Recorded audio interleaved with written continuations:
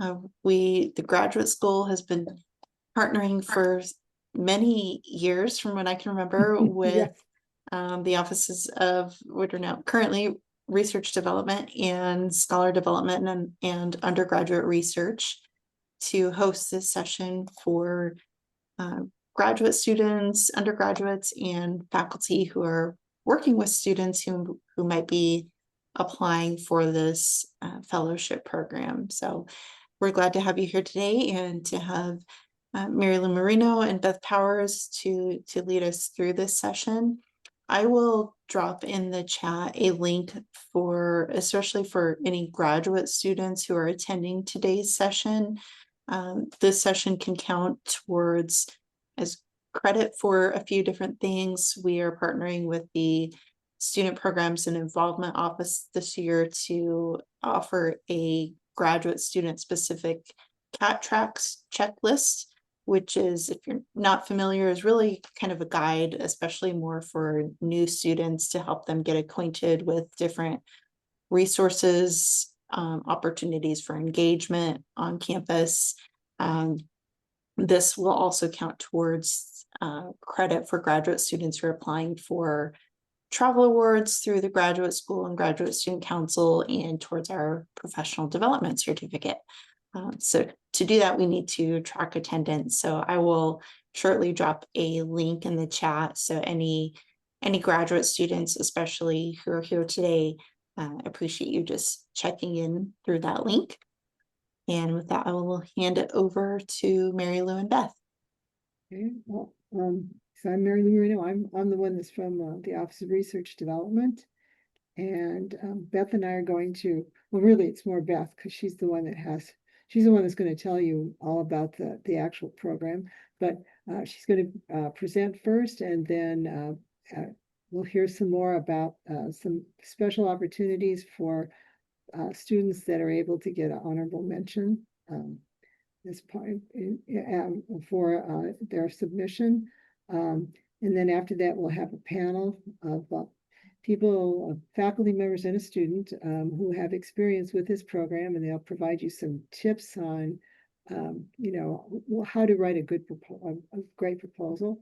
But Beth, who's going to be our next speaker, who is the director of Scholar Development and Undergraduate Research Office, she and her faculty and her group are the ones that are there to help you put together your proposals. And you can see why, because you see how much knowledge she has relative to this program. So Beth, do you want to take it away?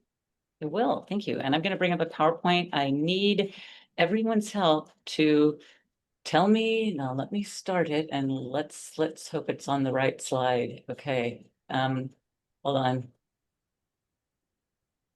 Are you seeing the right thing? Yes, it looks like okay. From good. What I saw. Okay. It's Beth, if you want it in presentation mode, it is not. Yeah, it's not in presentation mode. No, or we are not seeing that.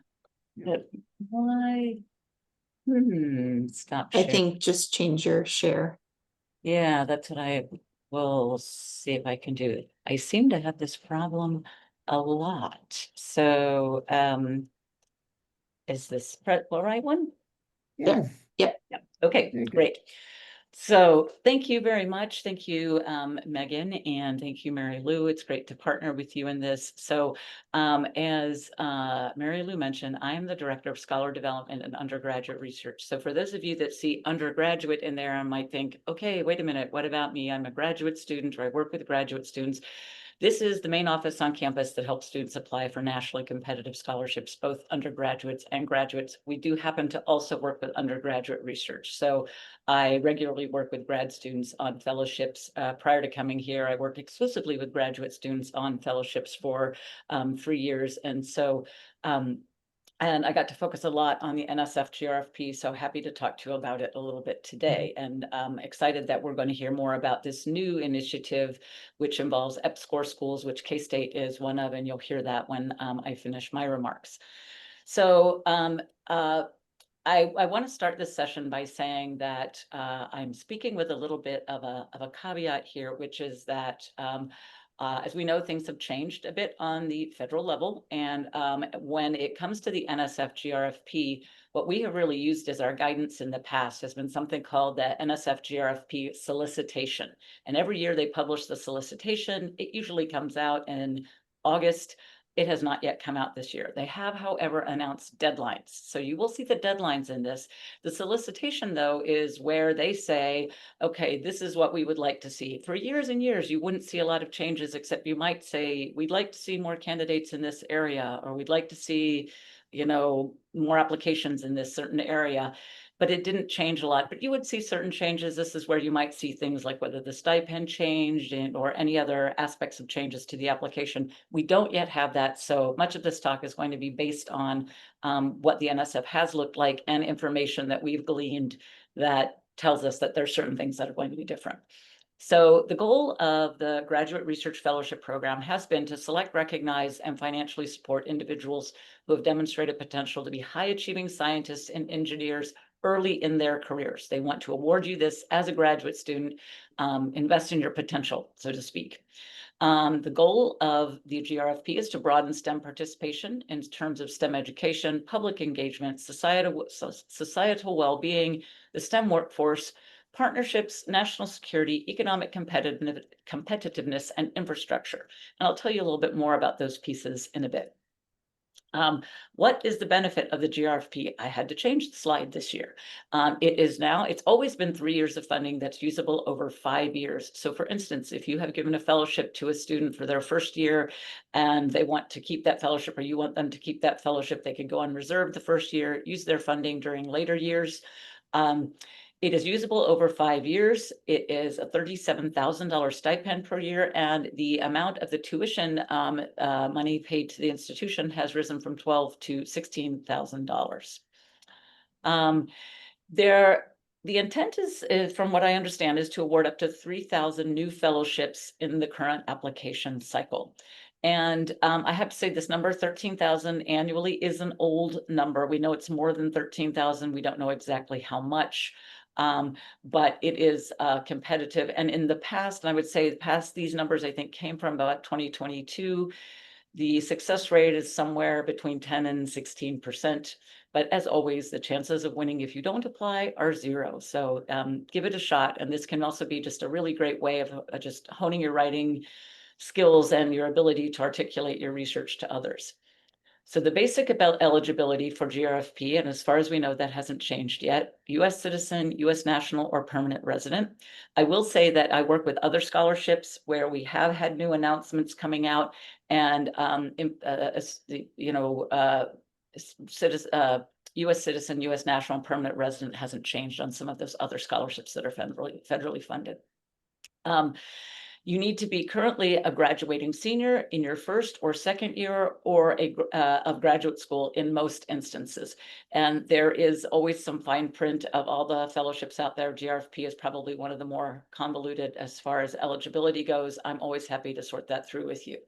They're looking for candidates who want to pursue research-based masters or PhDs in an eligible field, and you need to be planning on being enrolled full-time during the 26-27 academic year. The eligibility timeline. So this is getting more into the eligibility. If you are a senior or you have graduated recently and not entered graduate school, you can apply. If you are in your first year of graduate study, you can apply. If you are in your second year of graduate school, you can apply at the beginning of your second year. The key thing about this is you could potentially really max apply for the GRFP no more than 2 times. One time would be as a graduating senior. If you don't win, then you could apply again during your first or second year. If you apply in your first year of graduate school and you don't win, you cannot apply again your second year. At least these were the policies last year. In that case, if you anticipate you're going to whiz through graduate school in a short time, maybe the first year is your best time to apply. In many cases, the second year is the best time to apply. It's usually good to talk to your PI to make the decision about when the best time would be for you to apply. And it does say in the fine print, a second year student must not have completed more than 1 academic year. So if you've completed 1 academic year, you're at the beginning of your second year, you're fine. You cannot have completed more than 12 months of graduate study unless there's been an interruption of more than 2 years. So again, if this is complicated and you're not sure about your case, I'm happy to talk to you about this. This is a condensed summary. When the solicitation comes out, please read it carefully. And especially this is the case if you've earned a dual bachelor's and master's degree. So number of chances, if you apply as a senior, you have another chance. You have one chance during your first or second year.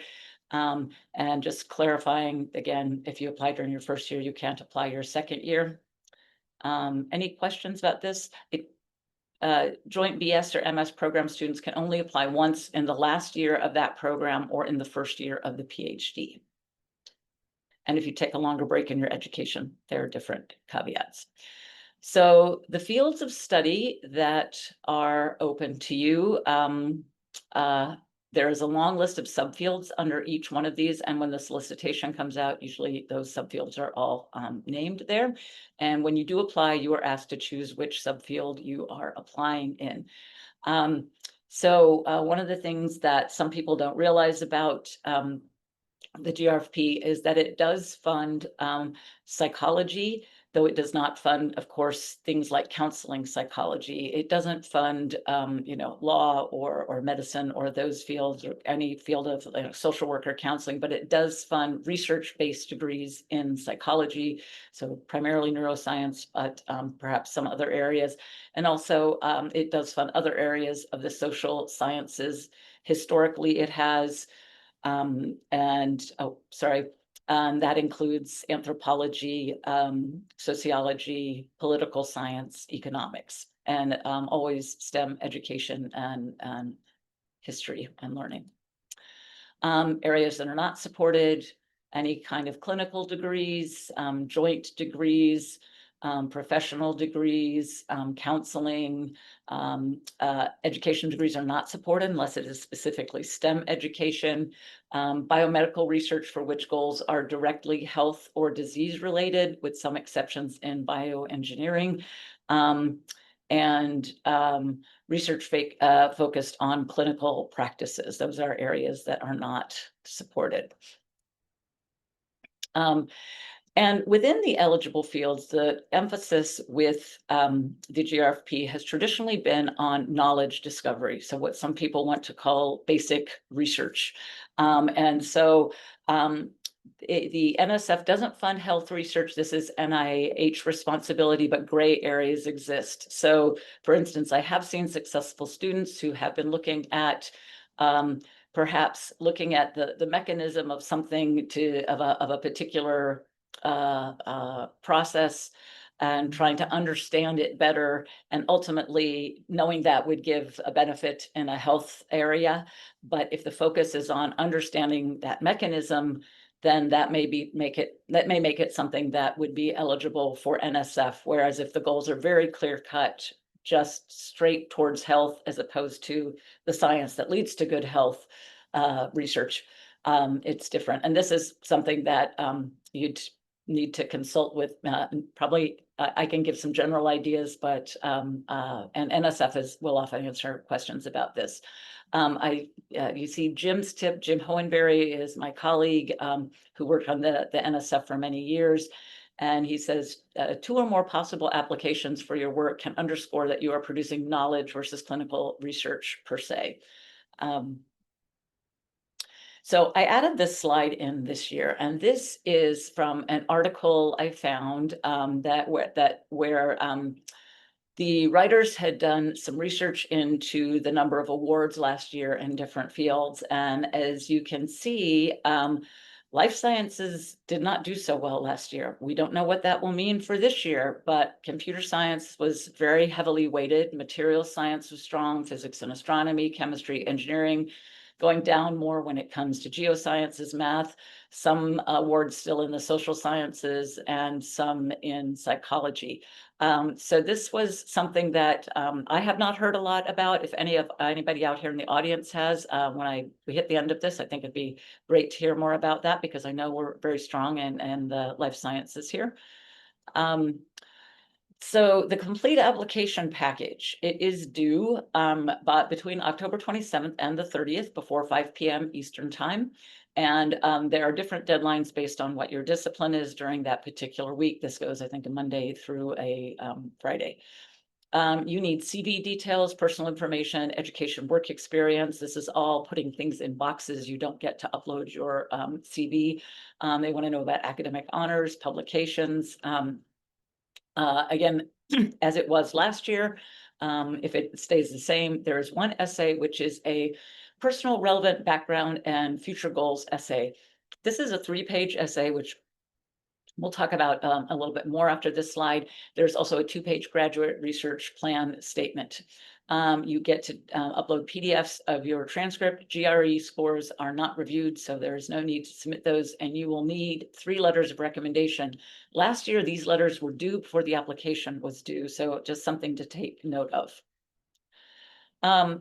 Traditionally in NSF, these 2 areas have been heavily emphasized. And what we have seen is intellectual merit seems to remain the same. Broader impact already has been changed a little bit on the NSF website, and I'll go into some detail about that.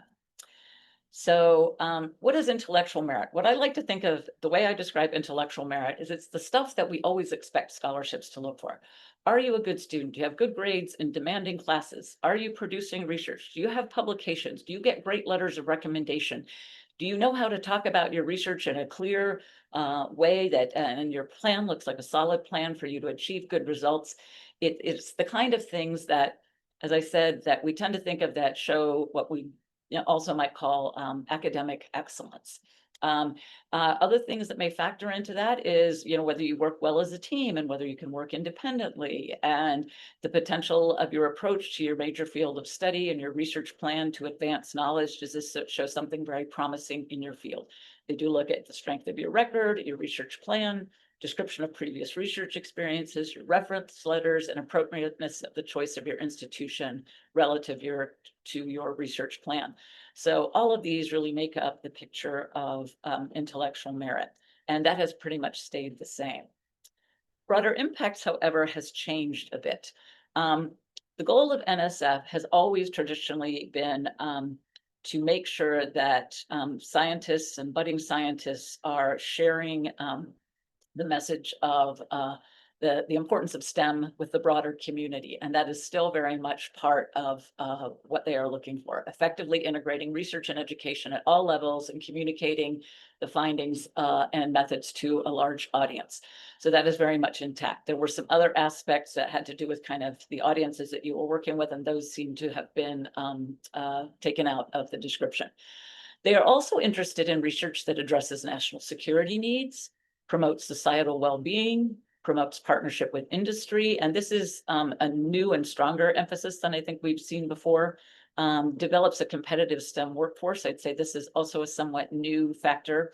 Enhances infrastructure for research and education. That's a traditional one we've seen. Benefits economic competitiveness. They've always liked that. And enhances STEM education.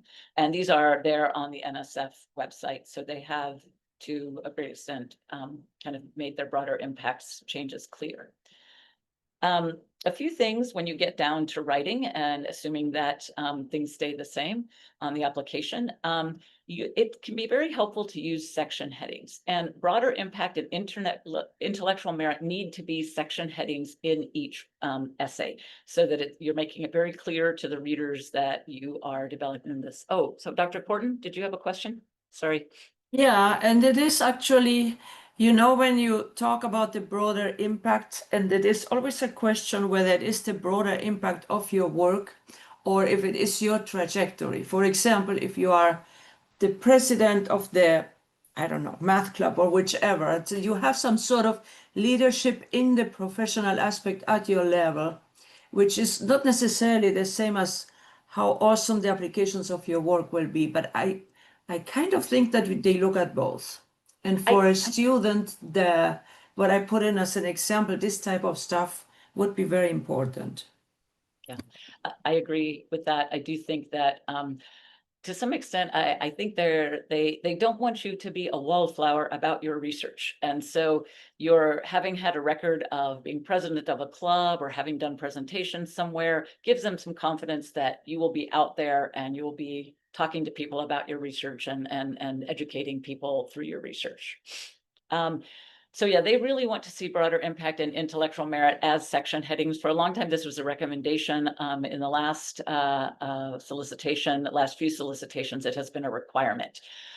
It will be read by relevant STEM professionals. And this is important to remember in that if you are applying in a subfield of chemistry, there will probably be somebody in that subfield who is reading, but it might also just be general chemists. They can't always guarantee that. And so you need to make sure that what you're writing is not something that just people in the absolute niche of your field will understand, so that you're explaining terms if need be. But you can assume that they are STEM professionals and generally scientists.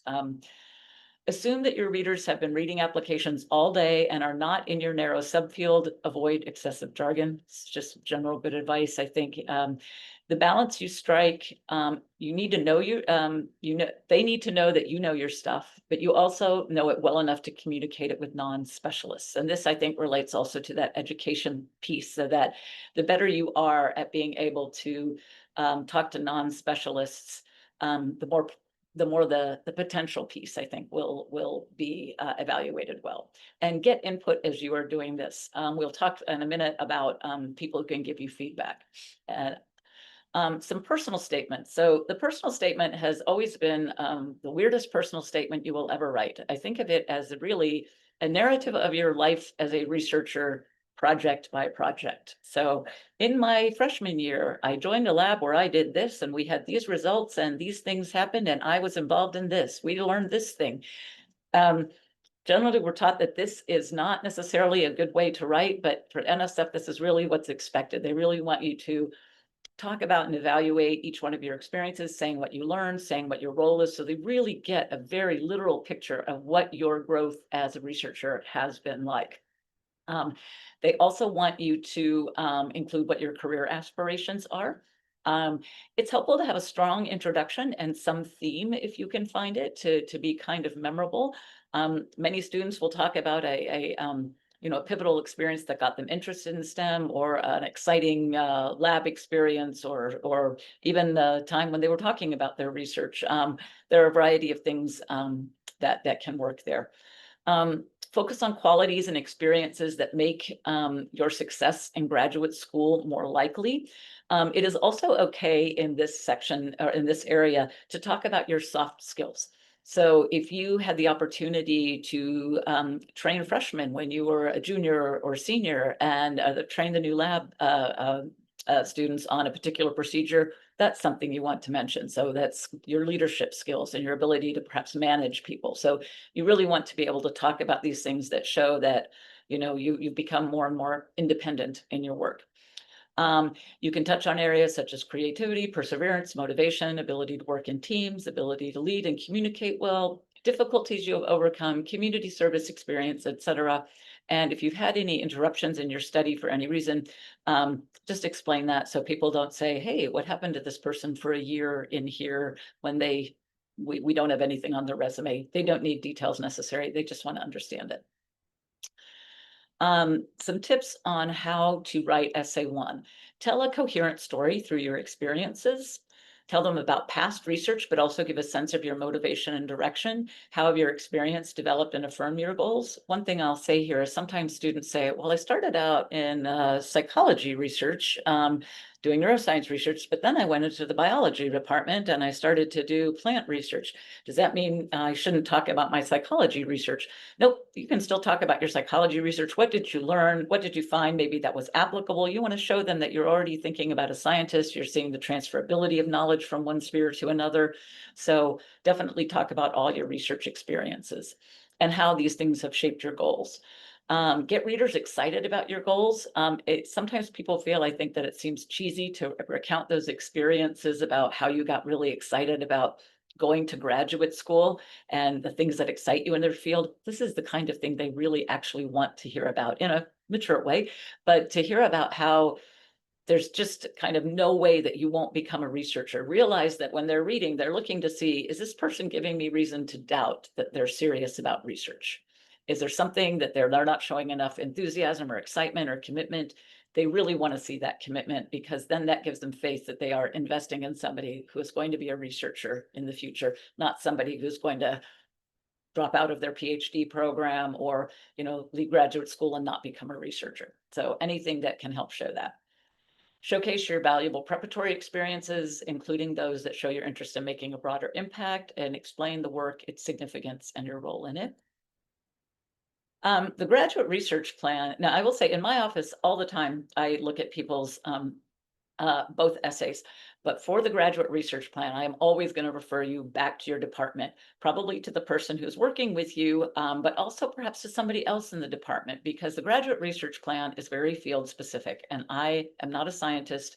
I'm not going to be able to tell you if you're missing some crucial point or some citation that you didn't make that a reader might give you might flag you on, and so you really need to get it read by a variety of people. I can give you that perspective of somebody who is outside your field, educated person outside your field who can read it, but you really want both specialists and non-specialists to take a look at it. You want to convey your excitement and the potential of the research. Your proposal is not binding, and I think this is pretty important to say. So if you get to graduate school and you put in this proposal, and well, more on that in a minute, and you decide in graduate school this isn't what you're going to do, as long as you and your research advisor are fine with that, that is okay. NSF isn't going to hold you to this, but you do have to be picking something in the same field, because that's the field you were funded on.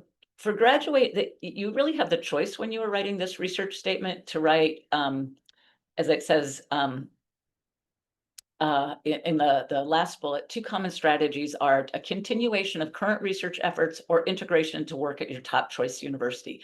Very frequently, people will write about the research that they have already done and show maybe how that might continue in their future career, or ideas for continuing it. Even if they aren't necessarily sure that this is the exact research they want to do. This has an advantage in the sense that generally this research really well. You can talk about it really well. You can talk about your active role in having done this. And so, and because you've been immersed in it, you may be more likely to be able to see what those next steps would be. And so it's something that allows you to really showcase your thinking as a scientist. I think the more challenging choice, but sometimes the best choice, would be to integrate your work into your top choice universities. So people at University X are doing this work in this particular area, and you can describe that work. I think it's always harder to write about research that you haven't yet done. And so that is the challenge in doing that. I wouldn't say to not do that. I just think ideally you'd like to be working with somebody. And if this is the case where you're a graduating senior here at K-State and you're planning on continuing on at K-State, and you can work with a faculty member here who can help you articulate a research plan based on that, you're in great shape. Or if you know people at the institution you're going to who can help you really put together a strong research plan, that can be a good way to go. First year and second year students will generally pick up on research that they're, putting together and that they've already selected, and will generally continue with that. You want a clear, detailed proposal, your background, your plan, your methods, expected outcomes, next steps, and to show that this is achievable at your target school. And when it says achievable at your target school, this can be things like showing if there are particular pieces of equipment that are necessary for your research to indicate that the lab you're going into or the university you're going to be at has that equipment, so that you will be able to do the work. And your proposed research should connect to or be contextualized by the broader goals outlined in the other essay. So you're kind of aiming towards this research with what you've described in the first essay. So your research experience statement, NSF asks the questions, you answer. So these are some things that you can kind of keep by your side as you are working on your research experience. What's the potential for the activity to advance knowledge and understanding within its own field or across different fields, the intellectual merit? What's the advantage for to benefit society or advance desired societal outcomes, the broader impact? to what extent do these proposed activities suggest and explore creative, original, or potentially transformative concepts? It's really important to get at this and as much as you can, because they really want to see that you understand the value of this research and why people are doing it and what it could potentially lead to. Is the plan for carrying out the proposed activities well-reasoned, well-organized, and based on a sound rationale? Does it incorporate a mechanism to assess success? How well qualified is the individual team or organization to conduct the proposed activities? There is a place where you can indicate, you know, I'm well qualified to do this because I've done X, Y, and Z. I'm working with Professor so-and-so, would be working with Professor so-and-so who offers this experience to train me. All of that is important. And are there adequate resources, again, for the proposed activities? And lots of advice on this. I'm sure we can make this PowerPoint available. That would be helpful to those who are attending. Attention to detail. I'm including this. I'm not going to spend a lot of time on this page. It's possible that it could change since they may be making some changes this year, but in general, their formatting has been very precise. One thing to note is that references and citations are included in the count against the page limits. You still need citations and may still want to provide images. So you do want to make sure that you're finding the most concise way possible to make your citations, because they do read your citations to see that you are really kind of paying attention to the most relevant literature. But you're going to want to be judicious, because if the more citations you put in there, the more you're sacrificing space for visuals and your plan. Reference suggestions. Everybody's going to need 3 letters of reference. Ask for references from professors who can comment on your work and potential. The substance of the letter matters more than their impressive title. So you might think, oh, I'll get a letter from the department head. The department head taught me in a class when I was a freshman. That might not be the best choice. Maybe the department head, if the department head, you've talked to them regularly and you've had some other subsequent conversation with them, that might be a good choice, but it might be better to go with people who have really taught you and can talk about you in detail more. You can ask for up to 5 and rank them so that in case somebody doesn't submit, that does happen from time to time. NSF will not accept late letters. I encountered this a few years ago at the other university I taught at, and professor begged and pleaded because he tried to submit half an hour after the deadline, and NSF said no dice.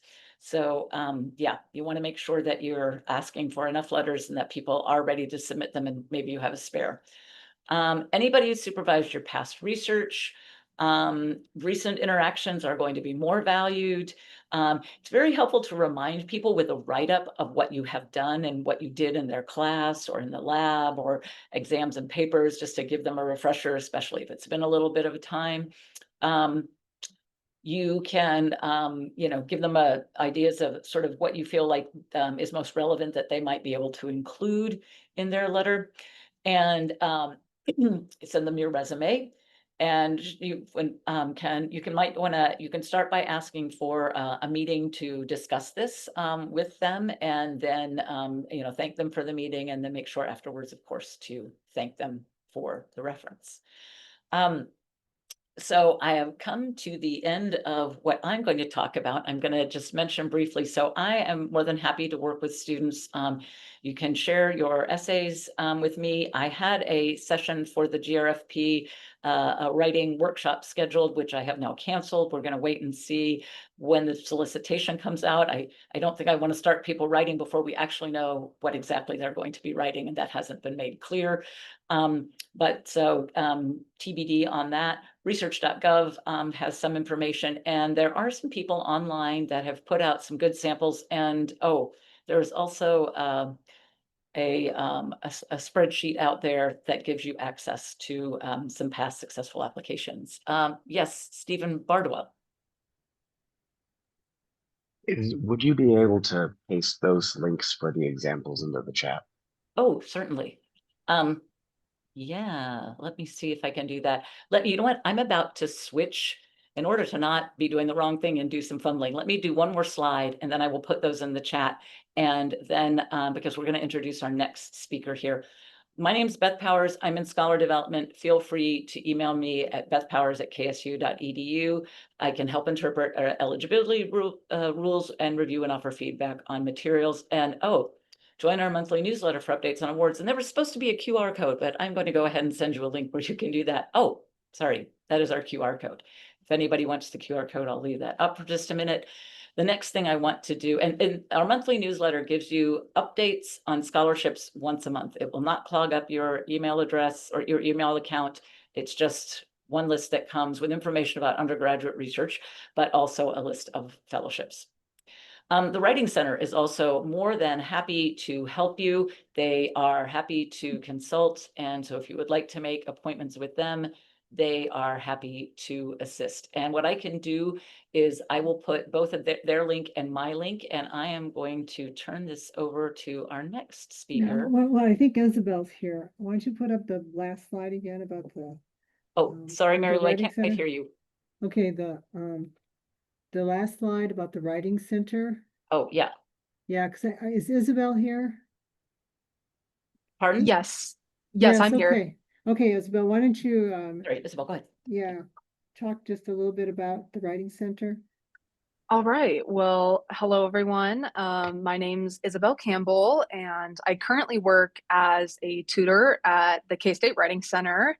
And I am just going to be giving you guys just a little overview of the work we do, kind of just some general information and information about what sessions look like and what type of writing we can work with. So during the school year, we're open Monday through Thursday for the majority of the day for face-to-face sessions. So you can drop by, make an appointment, and we'll be here.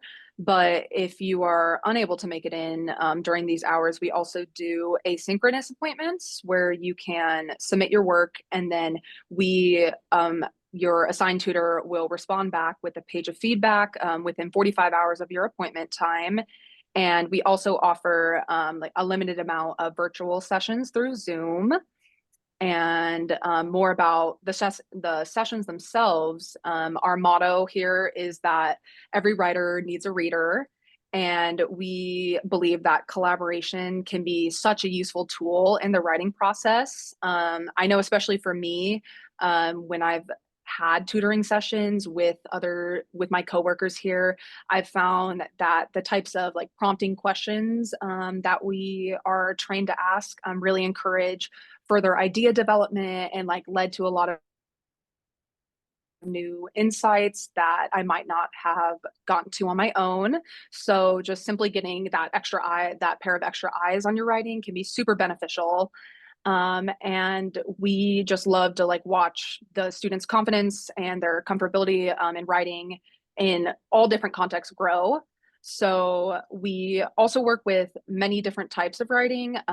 We do just the normal like class assigned essays, but we also can work with thesis proposals, like applications, research, writing for research contexts. And we work with any part of the writing process at all, whether it's brainstorming, word choice, grammar, formatting, citations. The session is truly tailored to what you need and what you request from us. And just overall, it's a really great free resource for any writing needs. And I think that's about all I have. And so I'll open it up to any questions that you guys may have about the Writing Center. Any questions? No?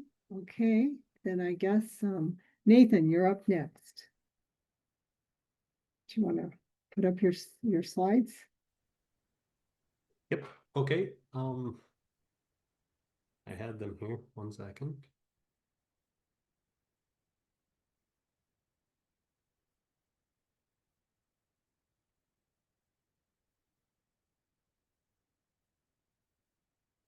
Okay, hopefully that's working. So we haven't talked yet about honorable mention, but I'm nowhere near as experienced in these things as Beth. So hopefully, if I say something wrong, Beth will catch me.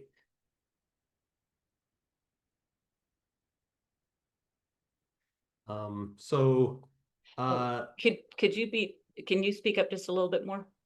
Yeah, I'll try. Let's see. Is this, can you hear me now? That's good. That's much better. Yeah. Okay, so there's been kind of a shift recently, but it seems like maybe it's reversing again. I'm not sure, but in 2025 there was quite a big drop in GRFP awards as far as I understand, but the number of honorable mentions increased pretty dramatically, I think. So I tried to adjust these numbers here. The best I could find in terms of the numbers, I think the total number of fellowship awards ended up being around 1,500 this last time. But it was originally 1,000, and I think they increased by 500 at some point.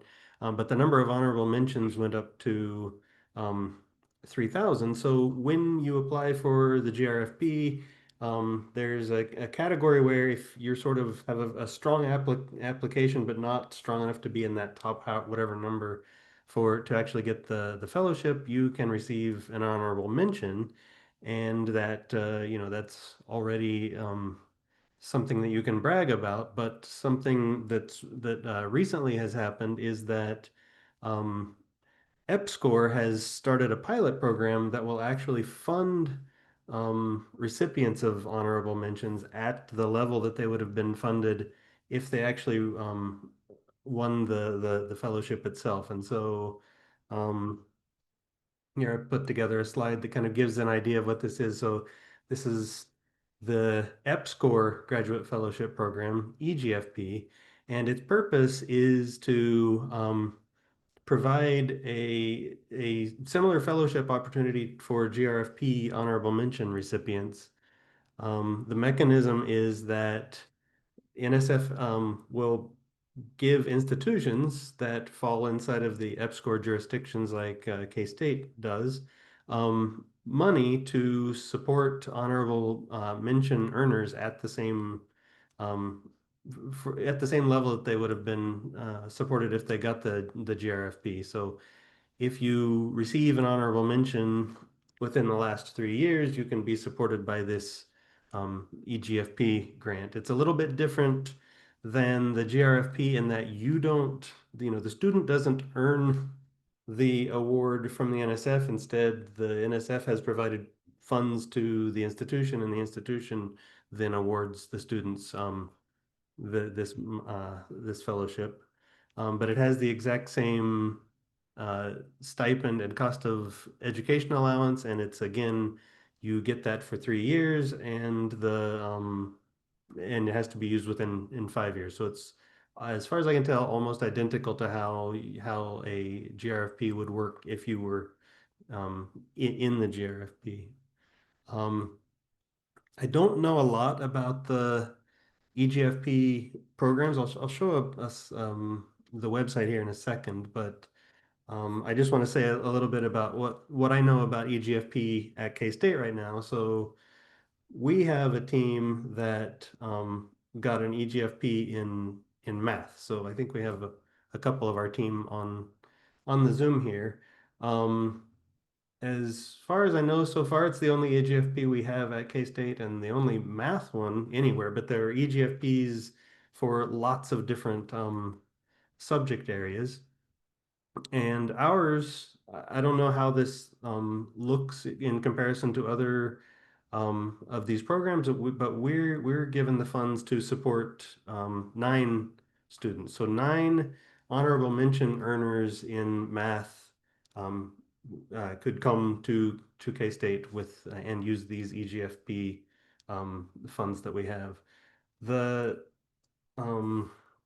recruiting right now is a little hard, and I'm mentioning this because I think students might need to work a little bit to figure out who has these programs, go looking for them if you end up with an honorable mention.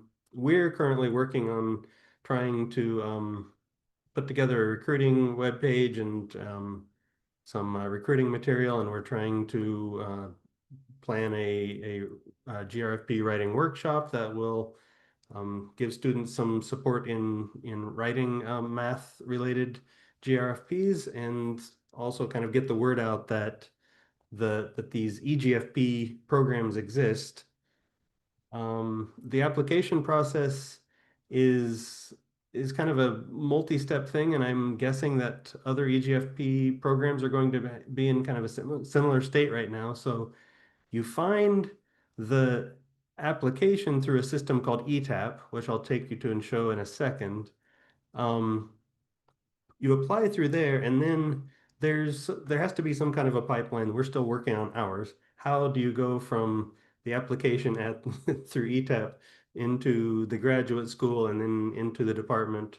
But the application itself just looks, they're all going to be pretty standard. They will say what the award title is. They'll give an overview of the program. There will be, lots of details, but they're kind of all similar. So for instance, eligibility requirements, we were not allowed to adjust this very much. So everybody's will look pretty much the same, and they're going to be things like you have to be an honorable mention no more than 3 calendar years prior to the application.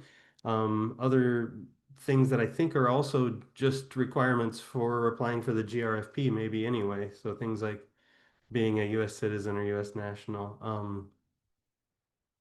And there will be a little apply now button.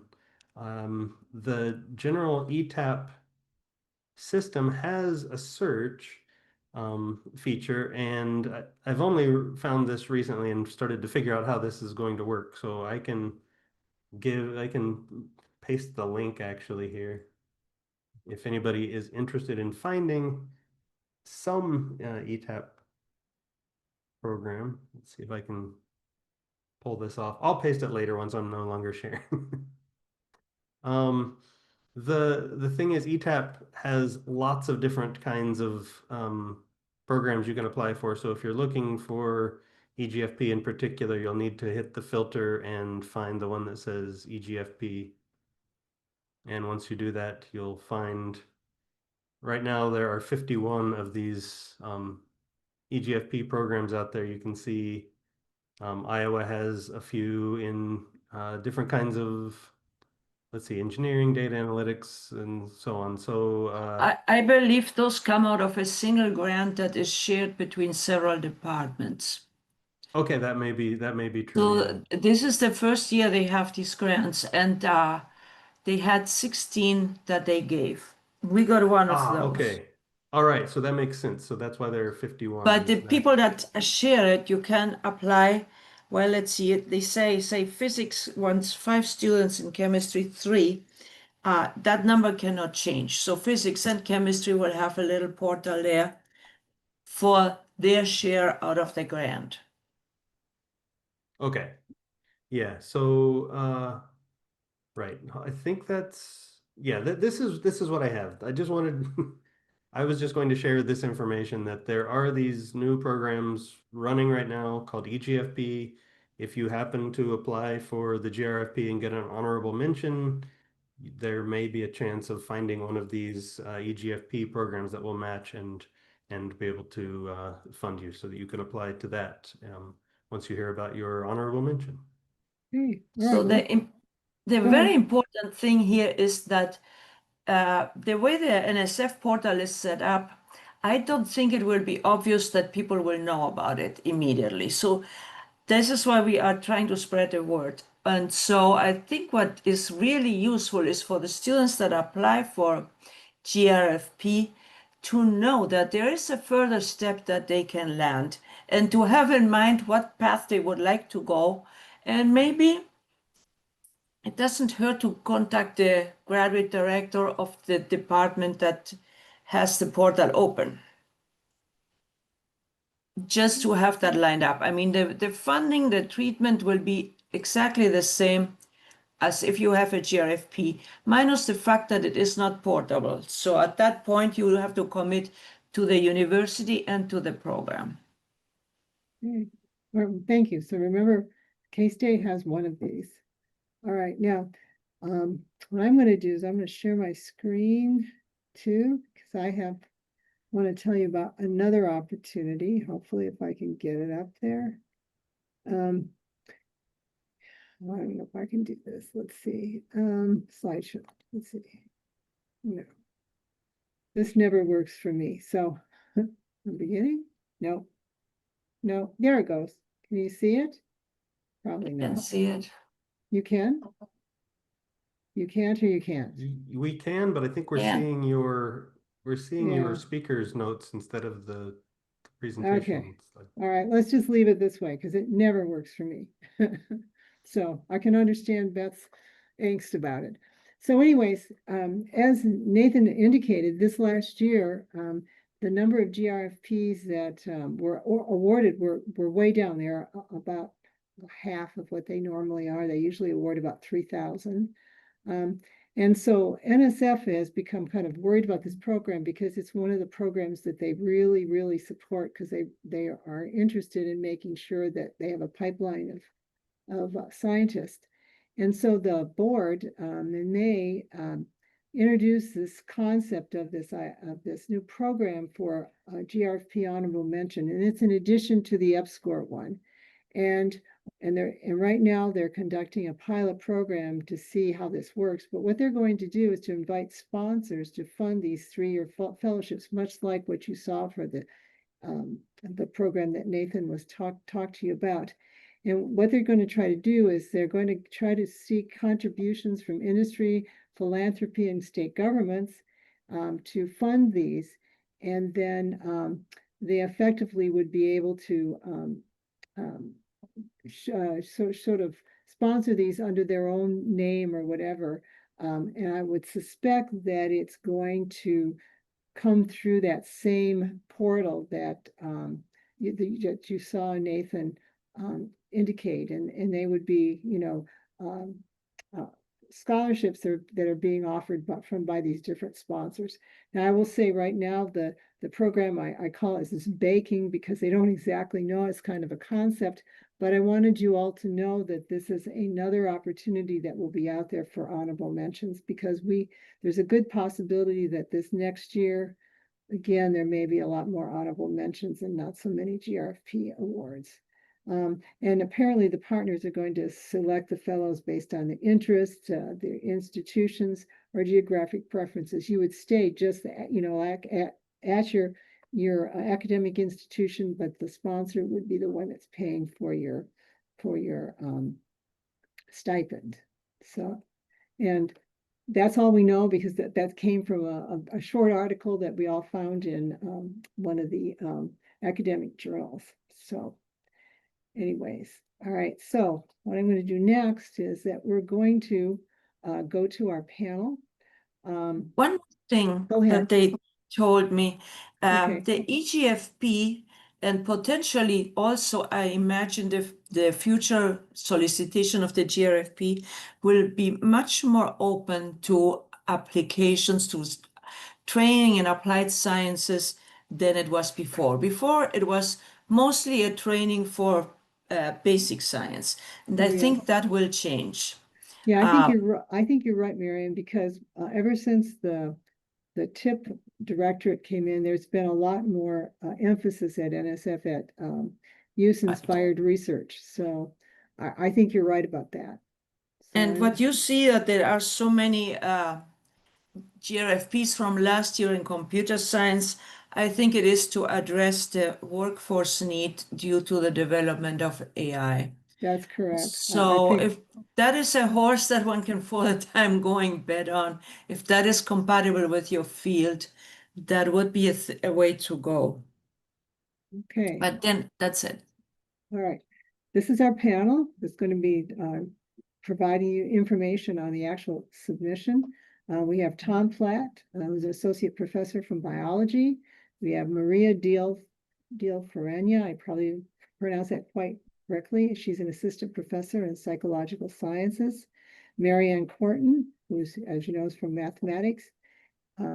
Nathan, we've heard from, and then let's see, Din Liam Nguyen, who's also from mathematics, and then a graduate student, Kyle Stahl, who is on the Zoom. He is currently at Purdue. You'll notice that these last 4 are all from mathematics. And Marianne can tell you maybe a little more about this, but the group of them decided that they wanted to up the number of GRFPs that we have, and they started working closely with their students in math, and Kale is one of the products of that, and they have a number of other students that also receive GRFPs, so they know quite a bit about the program, as do our other two panelists. And so what I'm going to do is I'm going to stop sharing, and then why don't we start with Tom? Why don't you start with providing us with some of your wisdom from, I think you've been on a lot of panels. Yeah, I've reviewed for the program a few times. So I guess I'm coming from that perspective. I also mentored a recipient of the award a few years ago.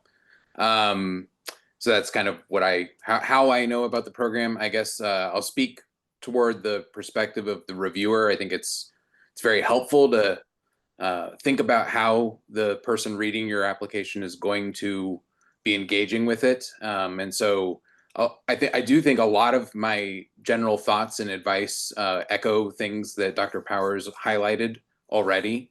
But kind of in line with that, one thing I would emphasize is how important it is that you develop a strategic plan before you start writing, because you really don't have a lot of space. And so you have to be very economical about how you hit all the elements of what you need to achieve in each of the statements. So it's very important that you have a structured plan for how you're going to do that. And of course, being concise and clear is at a premium, given how little space you have. It also might help to reflect on the fact that the reviewer is going to be very fatigued and probably reviewing at a suboptimal time. It's usually right around Christmas and New Year's, quite literally. The timing, it varies a little bit where the dates land by the program. But when I was reviewing it, it hit right at Christmas. And so you can imagine sort of the extra drain when you have a large number of applications to review. So identifying how you're going to stand out, given that is an important part of it. So, simple sentences and very direct sentences. I would put a premium on being very direct, especially when you're hitting those core elements of what is the intellectual merit of this application and what is the broader impact of the application. If you really need to say those in the simplest, most direct terms that you can. Don't leave it to the reader to unpack, or don't be cryptic. You got to really lay it out in the most direct way that you can. So let's see. And toward the intellectual merit, a big part of how that gets interpreted, or it's one aspect of it at least, is how you articulate the motivation and the framing of the research. So really being clear about what are the gaps that you're addressing, what the core questions are, how your hypotheses are framed, and how they connect directly to the gap is critical. And then the last thing I'll say, because I guess sort of another big one, is it's very important that you get feedback from people. Your research mentor is obviously a key resource for this, but it can be anybody, because you're going to have a pretty broad readership, with potentially with who the reviewers are. So certainly your advisor, your research mentor, has direct insight that can be very useful. But beyond that, other people in the same general area as you, like for me, other biologists, not necessarily other microbiologists, for example, is a great place to get some feedback and sort of embrace the fact that writing is revision, I guess, is sort of a bottom line I would suggest. I'm happy to sort of circle back to this, but maybe just to give the floor to someone else.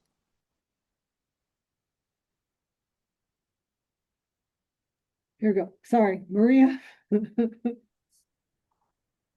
Hi, like Tom, I've also reviewed for the GRFP a few times, and I'm currently mentoring a student of mine in my lab that has a GRFP. So I would agree with everything Tom said. Start early, develop your ideas, and keep getting feedback and polishing your application as much as you can. I will also add that the application and the way that it's reviewed is centered on the applicant and the potential for success of that applicant, not necessarily the details of each experiment that you're going to propose. You also don't have a lot of room to write all those details, but again, try to be as clear as you can with that. But also, try to make yourself stand out as the applicant, talking about your previous experiences, the skills you've gained, those kinds of things, and how you're going to contribute to the research that you plan to do. So.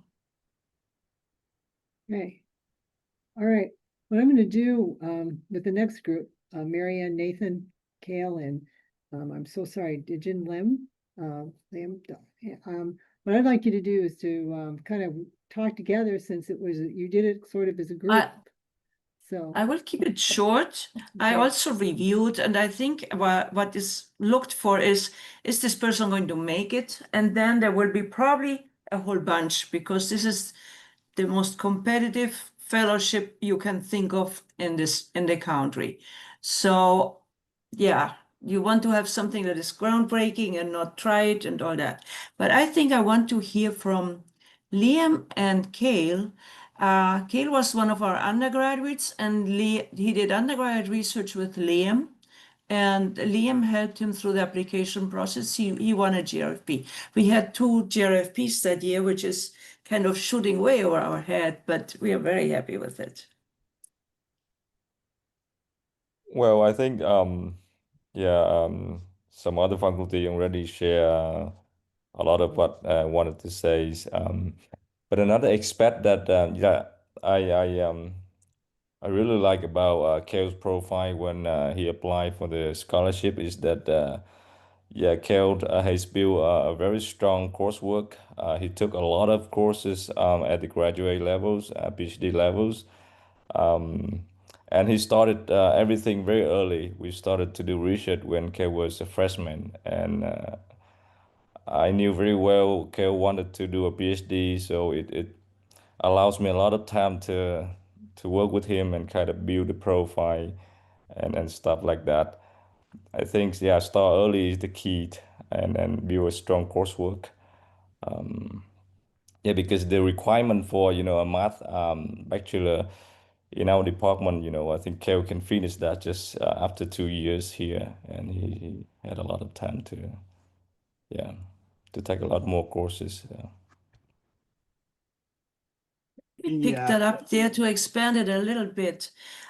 Years ago, I was going to lunch with the speaker. The speaker was a Princeton professor, and I had a book with me. She said, "Who are you teaching that?" I said, "Oh, our incoming graduate students." And she said, "Oh, we teach that to second-year undergraduates." This is what Liam is talking about when he said, get as much graduate material in as you can, because, well, the difference is from where we take it, right? So that is very strong, and with that I'll give it back. Sorry. Yeah, that's what I was gonna say. My essay was really strongly focused on all the graduate courses I took, because especially in math, I don't know if it works in other fields like this, but we have like qualifying exams that we have to pass in order to be go farther. And so I like a big part of my essay was just like I took 2 years. I basically got my master's without paying for it. So like I took all of these classes and they prepared me for the quals, and the quals are like the main thing. Like a lot of people at certain universities, like they're the limiter of what stops you from getting into the PhD, like stops you from continuing the program. So like not only was like I was on my research statement, I was like, we're all worried about like what we're doing next. But then for my personal statement, a lot of it was just like how I prepared, how I just wanted to keep doing math, and I just took a lot of graduate classes. And so I could be prepared for my quals, and then it ended up working out. I, got them done here.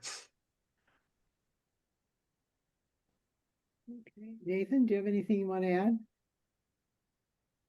No, I don't think. I mean, I think I've said the thing that I wanted to share, which is that it looks like, if you look at the percentage acceptance of, or I mean, the percentage awarded of GRFPs, it can maybe feel kind of disheartening, but that pay attention to, there are these programs where if you even are able to get an honorable mention, you can get something. So, you know, you should definitely not let those percentages deter you from applying.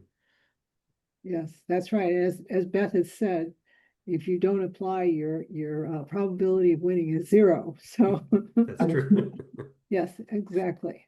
So do And any of our, go ahead. one more thing, even if you get nothing, it is so formative and so structuring of the years ahead that it actually almost puts you wherever you go for PhD, it puts you on a fast track because you have the path thought out and lay out. You're never walking in circles. And then I would say, and I don't remember how that was looked at when I was reviewing, but there is something called holistic review, which is look at the person on the backdrop of their history. And that's where it comes into where did you start, where did you end, and what did you do in those years? Because not everybody starts at the same level. Think of the Princeton students and our students, right? Ours come right off high school typically, and they have no previous training. So do not get too disheartened if you didn't do what Kayla and Liam did and train you since you were really, really a beginner. You still have a lot to gain by applying. There's a question in the chat. I think that's probably for Mary Lou and Beth. Let me see. I know a I'll little bit return about it. this, and actually, Megan, I don't know if it would be you or Mary Lou, because it has to do with the GRFP work with other funding sources. Yes-ish, I believe, but I think that depends on the institution. I don't know, Mary Lou, if you're the person who decides that or if that's a grad college decision. I think it's really maybe decided by the student, because if they get a GRFP, they usually would go with that rather than what the PI was providing, I would guess, since it's much more prestigious. That would be my guess. That's, yeah, the graduate school does have some involvement if we have students here who receive a GRFP. I don't work with that directly a whole lot, but from my experience and knowledge, they usually are not also on an assistantship appointment, but that Yeah. is their source of funding. Yeah, you can't do both, I don't think, but you would have to choose. Yeah, that's how But my your student funding- is, the graduate school manages the award. And she gets her stipend through them, and but my funds pay for supplies and things like that, but the GRFP pays for her stipend and tuition. But also the funding from the GRFP is for 3 years, but it can be used over 5, right? So presumably in 2 of those years, you could be funded by some kind of That's a good assistantship, point. right? That's a Like good point, TA because or RA. Can sometimes, be an RA or a GTA. In math, if you want to get an academic job, you gotta have teaching experience. So most likely you will be a TA in the off years so that you actually can land an academic job, unless you want to go national labs off the bat. But most students really, the way things are going, try to keep as many doors open as possible as they go to graduate school. yeah, that's a very good point. And I also wanted to say that Marianne's point about even if you don't get an award or even are not an honorable mention, just going through the practice of putting together this proposal is very good, because as she said, you already have a strategy or a roadmap that you're going to follow in your graduate school. And the other thing is that proposal writing is really a major part of an academic position. And effectively, you have a leg up on other students and graduate students, because you've done this, and it will, it's a really good way of learning about what it is you need to do to write a good proposal. So again, we strongly recommend it. So don't let the numbers scare you. Try it. So, any questions that you want to ask of our panel?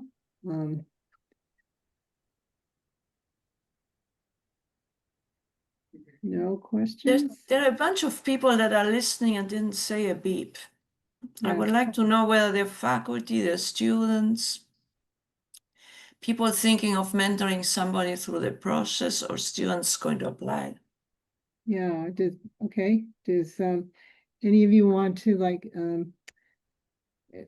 give us an idea of who you are? Probably should have done this. I can go. Okay. I can go, Mary Lou. Yeah. So I'm part of the ORD. I work with Mary Lou and Beth. Okay. So we help faculty preparing grants and funding opportunities and that kind of stuff. Okay. How about I- today? Go ahead. I will say that I heard from somebody who said that they're listing with several international students, and international students, of course, are not eligible for this. And I can send some information, and Stephen followed up with me with an email, and I'll follow up. There's a really great database that K-State subscribes to called the Pivot database that I think is particularly useful for international students. And so that is a great, I think, place to start doing some searching for grants, and you can put in very clearly what your citizenship is, and you will just get awards that you would be eligible for. Yes, and if you want help with that, I'm the one to come to, because K-State does have a subscription which our office pays for, and as a result, Pivot is free to any person that works for or is a student at K-State. So, and if you'd like some help with that, I certainly would be happy to do that. So, and any of the others, go ahead. Mary Lou and Beth, just on that note, will you be talking about that more in this session that we have next week? Yes. Or Yes, about some opportunities that would be the international students would be eligible for? Yes, there are a couple of them that we talk about that are applicable to foreign students, to international students. And then also I will do a short overview of Pivot during that session. So,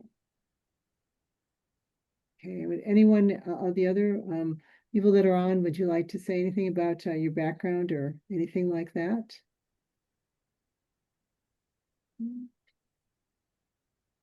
Okay. Well, All right. Someone wanted to say something? I was just Go going to say ahead. about that SMART. I don't know a lot of details about the SMART Fellowship, if it funds at quite the same level. Mary Lou and I will be, and Megan will be there too, talking about identifying graduate fellowship opportunities on the 25th. So we'll be talking about a broader range of opportunities. I will say, if another fellowship you may want to consider would be the National Defense Science and Engineering Graduate Fellowship. It's kind of interesting. I think it's a little bit overlooked, and it actually funds the stipend a little bit higher usually than the GRFP. And if you didn't catch that, I'll just give you the acronym. And if you look it up, it should come up: NDSEG, National Defense Science and Engineering Graduate Fellowship.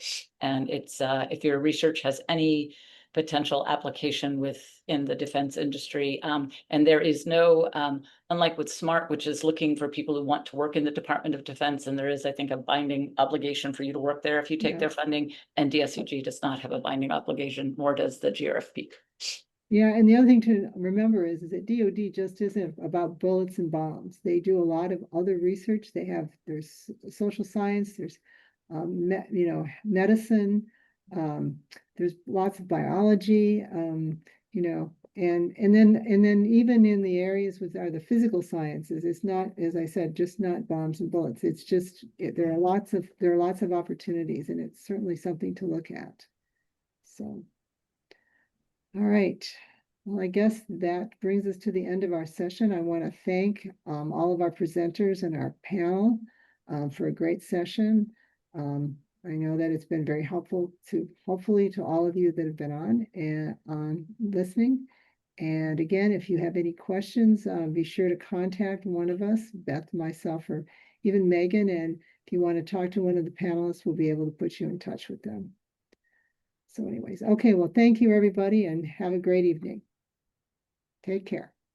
Bye-bye. Thank you. You too.